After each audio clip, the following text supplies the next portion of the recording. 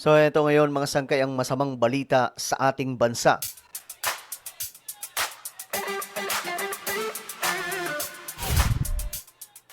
Yo guys, what's up? This is me. We are back dito sa ating YouTube channel. Ito pag-usapan lamang po natin saglit mga sangkay itong masamang balita sa ating bansa. Ayoko sanang i-topic ito pero gusto ko kasi ma-educate yung marami sa ating mga kababayan. At malaman ito ng sambayan ng Pilipino. Kasi may nangyayari po sa ating bansa ngayon na talagang namang ikakalugmok nyo. Bago natin pag-usapan yan, sa mga hindi pa po dyan nakakapag-subscribe sa ating YouTube channel, makikita nyo po yung subscribe button sa baba ng video na to. I-click nyo lamang po yung subscribe, i-click ang bell at i-click nyo po yung all. Sa mga nanonood po sa Facebook, i-follow nyo po yung ating Facebook page. Okay, ito po yung bad news ngayon sa ating bansa, mga kababayan. Ayon po kasi dito sa report, eto, tingnan po ninyo.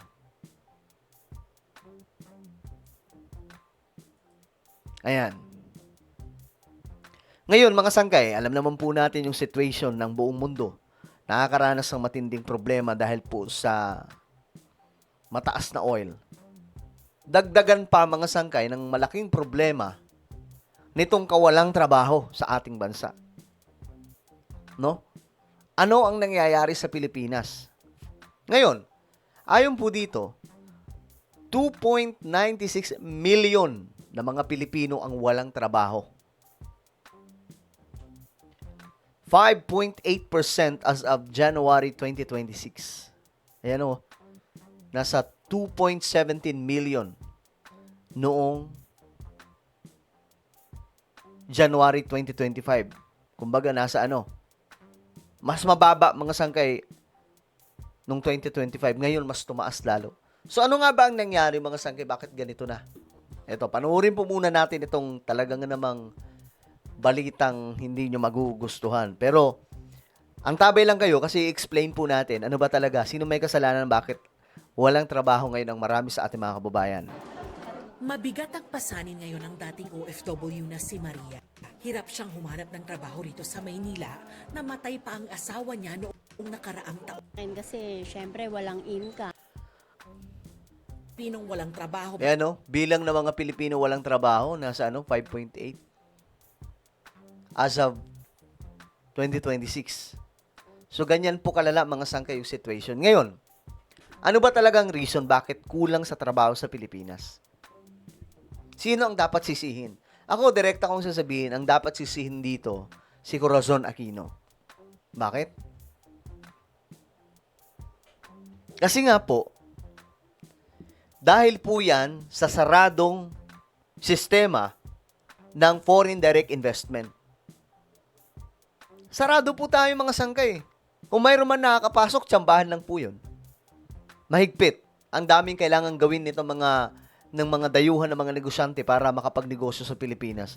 Kaya wala po gaanong trabaho. Yung foreign direct investment po natin, naka-close mga sangkay. May pumapasok pero kakaunti lamang mga sangkay kumpara, Kumpara po sa mga bansa kagaya ng China, 'di ba? Welcome sa kanila yung mga dayuhang negosyante. Dito sa atin may tinatawag po na 60-40 policy. Kapag kadayuhang negosyante ka, kailangan mo pang makipag-partner sa Filipino businessman para sa kumpanya mo, para sa negosyo mo. Tatayo sa Pilipinas. Kagaya ni Elon Musk, kailangan pa po niya ng kapartner na isang bilyonaryo sa ating bansa para lamang po sa kanyang produkto o negosyo. Halimbawa, yung Tesla, mga sangkay, diba? Kakaunti lamang po silang nakakapasok sa Pilipinas. So, pagkakaunti lamang po yung nakakapasok na mga negosyante, kakaunti lamang ang trabaho. Ang resulta, mahirap ang ating bansa. Bakit? Hanggang ngayon, mga sangkay, problema pa rin po itong 1987 Constitution. Problema pa rin. At itong mga senador, mga sangkay, tingnan nyo po ang ginagawa nila. Napag-usapan na po itong mga sangkay noong 2024. Ata po yun, 2024 siguro po yun. 'Di ba? Itong pagbubukas sa ekonomiya ng ating bansa. tatanggalin na po yung mga restriction. Kasi sa Pilipinas, mga sangkay, kaya hirap na hirap po magnegosyo itong mga dayuhang negosyante. Kasi pagkatingin po nila sa 1997 Constitution, ay, teka lang, parang ang pangit naman magnegosyo pala sa Pilipinas. Kasi ang daming restrictions. Tapos by 60-40 pa. Tapos, hindi pa 100% ownership sa kanilang negosyo ang mangyayari. Kailangan pa ng kapartner na Pilipino.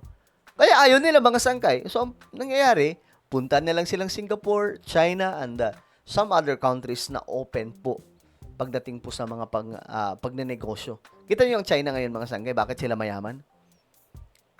Hindi lang dahil sa ang kanilang gobyerno ay mahigpit, kundi dahil po binuksan po nila ang kanilang ekonomiya sa mga dayuhang negosyante. Matagal na pong mahigpit ang China.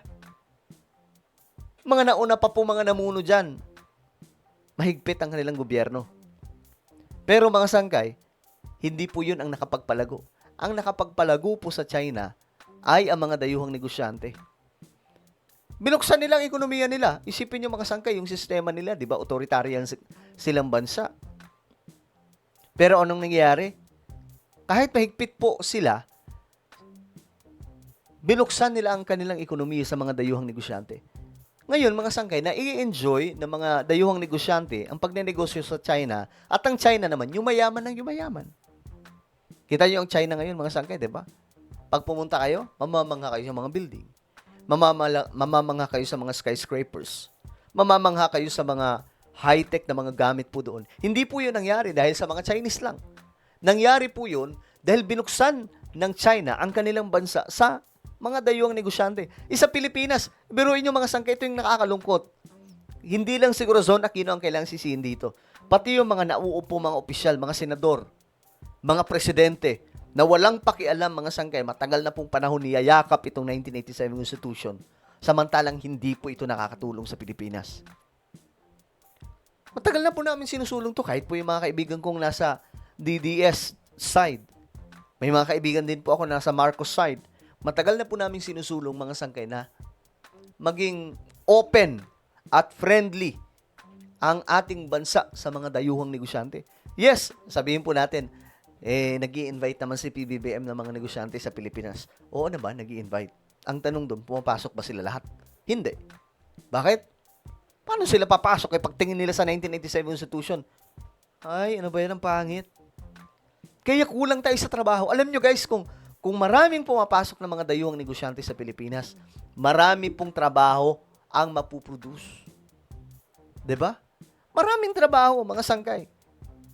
Tapos, ang matindi pa po nun, the more na maraming kumpanya na papasok sa Pilipinas o mga negosyo, mga sangkay, magkakaroon po ng competition itong mga malalaking kumpanya sa ating bansa.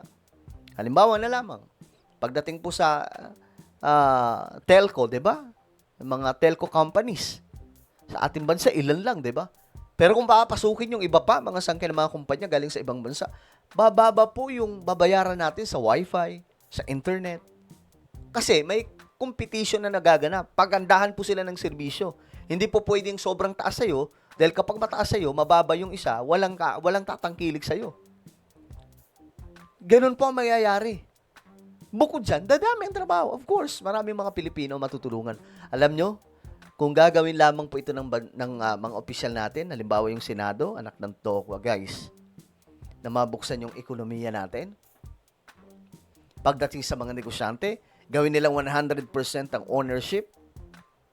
Ewan ko lang kung hindi dagsain ng Pilipinas sa mga dayuhang negosyante. Siguradong-sigurado ang Pilipinas, kahit 5 years from now, yayaman na po ang ating bansa, dahan-dahan. Ito yung problema, mga sangkay. Tayo, akala natin, mga politiko ang kailangan natin ng ganitong presidente para yumaman ng Pilipinas. Hindi pala. Yun yung na-realize ko, hindi pala ganun. Kasi dati, ganun ang mindset ko eh. Kailangan natin si ganito para yumaman ng Pilipinas. Nung naging mature na po tayo sa politics, doon natin po naintindihan, hindi pala dapat ganun. Ang kailangan palang ayusin, yung sistema. Kasi ito po yung nagsishape sa lahat ng mga politicians, sa lahat po ng mga leader ng ating bansa. For example, itong political system sa Pilipinas na mabaho, ang gulo-gulo, basura. Di ba? Kung parliamentary system yan, hindi ganito kagulo yung politika sa ating bansa. No? Isipin nyo, mga sangkay, halos 3 million na mga Pilipino ang walang trabaho. Ang solution dito, mga sangkay, buksan ang ekonomiya sa mga dayuhang negosyante, tanggalin yung mga harang, yung mga restrictions na nandun sa 1987 Constitution, dadaan po yan sa charter change. Matagal na po namin sinasabi yan, mga Pilipino, mga kababayan, gising po tayo. Isulong po natin itong tsa-tsa para po sa pagpapalago ng ekonomiya ng ating bansa. Huwag kayong maniniwala na kapag binuksan ang constitutional reform, kung nagkaroon ng amendments, mga sangkay, masisira ang Pilipinas, kalokohan po yun. Kaya nga aayusin ang Constitution nang sa ganun, ang Pilipinas, maayos po at dumami ang trabaho, di ba? Mabihira. Well, kayo mga sangkay, ano po ang inyong opinion tungkol dito? Alam niyo, panawagan na po natin sa mga senador kasi sila po yung harang talaga dyan. Sila yung umaharang Palibhasa, mga sangkay, nakikinabang siguro sila sa mga dambuhalang negosyante sa Pilipinas 'Di ba? Ano po ang inyong opinion? Comment down below. Mayroon po tayong YouTube channel. Ito po isang Sangkay Revelation. Hanapin nyo po ito sa YouTube ngayon din. Kapag nakita nyo na, i-click nyo po yung subscribe, i-click ang bell, at i-click nyo po yung all. Ako na po ay magpapaalam. Mag-iingat pong lahat. God bless everyone.